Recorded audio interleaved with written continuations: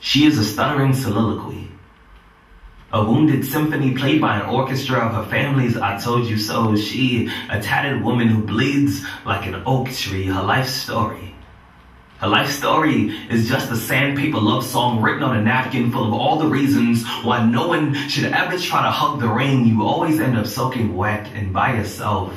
She, a rusty faucet, dripping self-esteem that falls quicker than short skirts in motels when the sun blinks for too long. You see, when confidence hits the ground, it echoes like sin in a room full of God. I can hear her coming a mile away. She has violin strings for legs, a graveyard of awkward treble clefs buried in her knees, and I can see the suffering inside of the concert of her walk. Her footsteps, they sound like the ignition to a father's car the day that he decided that he was just too thirsty to pour water on his own seed. So when she calls me daddy, I never really get excited because I know that it's just a title that she gives the branches in her life that are destined to be abducted by the wind. She comes over on Wednesdays.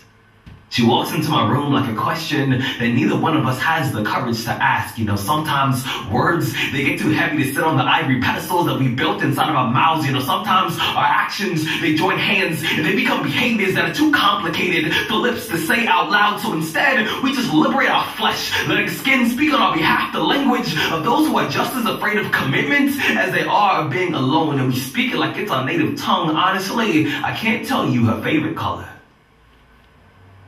her middle name, or what her face looks like with the lights on. All I know is that we are both allergic to the exact same things.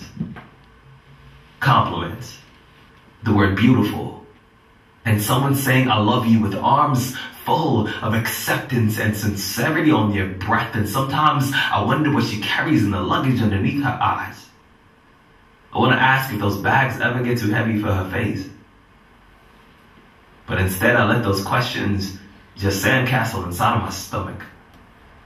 I amputate the parts of me that are growing fond of her smell. And I wash my sheets. And I always think to myself, most men are proud of things like this.